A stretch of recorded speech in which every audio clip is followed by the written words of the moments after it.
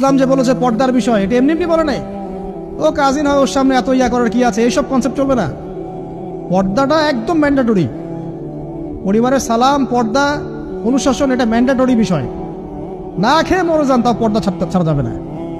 মানে বিষয়টা এমন স্ট্রিক্টলি নিতে হবে, যদিও বা বাধ্যগত অবস্থায় আল্লাহ পাক আপনাকে ছাড় দিয়েছেন, কিন্তু আপনাকে এইভাবে শক্তভাবে ধরতে হবে। আল্লাহ পাক তৌফিক দান করুন।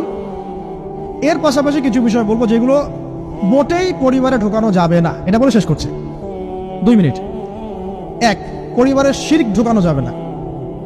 শিরক কি কি, কত প্রকার, এটার জন্য কিতাবুত তাওহীদ নামে একটা বই আছে, পড়েন, ইনশাল্লাহ পারবেন। পরিবারে বেদাতি আমল ঢোকানো যাবে না। 2, 3, পরিবারে হারাম রিজিক ঢুকবে। ওই হারাম রিজিকের মানে টাকা দিয়ে আপনার রক্ত মাংস তৈরি হবে, এই রক্ত মাংস কিন্তু আল্লাহর অনুগত হবে না, ইল্লা মাশাআল্লাহ।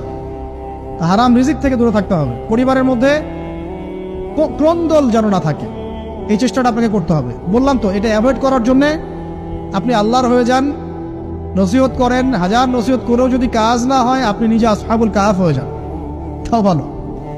পরিবারের মধ্যে অপসংস্কৃতি যেন না ঢোকে, পরিবারের মধ্যে অশ্লীলতা যেন না ঢোকে। পরিবারে এখনকার চলমান যে ফিতনাগুলো চলছে, এই যে ডিভাইসের মাধ্যমে, গেমিংয়ের মাধ্যমে, এই যে আপনি বলেন পাবজি টাবজি, ফ্রি ফায়ার, হাবিজাবি, হ্যাঁ, ইন্টারনেট সেকশনের যে নগ্নতা, তারপরে অনলাইনে যে জুয়া ঢুকেছে, লুডু ঢুকেছে, কত কি ঢুকেছে, আমি আসলে এগুলো শুনেছি, আমি দেখিনি এগুলো কিছু, আমি যা শুনি এগুলো।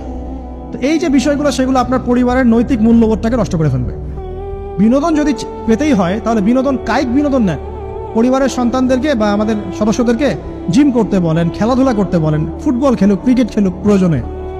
যদি গান শুনতে চান, ইসলামিক নাশিদ শোনেন, ঠিক আছে, কৌতুক চান, ইসলামিক রসিকতা করেন, ঘোরেন, প্রয়োজনে পরিবারবর্গকে নিয়ে ঘুরেন, দেশটা ঘুরে আসেন, ট্রাভেল করেন, ঘোরেন, আল্লাহর নিদর্শন দেখেন, এটাও তো এন্টারটেনমেন্ট নাকি?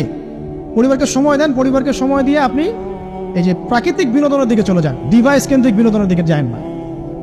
নাহলে হবে কি, মাথাটা ওই ডিভাইস কেন্দ্রিক হয়ে যাবে, অস্থির, এবং এই মাথার মধ্যে আর কোরআন সুন্নাহর সঠিক জ্ঞানটা ঢুকবে না।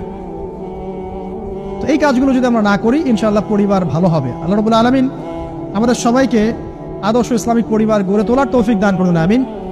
আর তাদের কথা বলে শেষ করি যে যারা অলরেডি ঢুকে গেছি, এই সমস্যাগুলো ফেস করছি, এখন 1 নাম্বার কাজ ভাই, আগে তওবা করে আল্লাহর কাছে ফিরে আসতে হবে। আল্লাহ, আমি জীবনে যা ভুল করেছি, এখন থেকে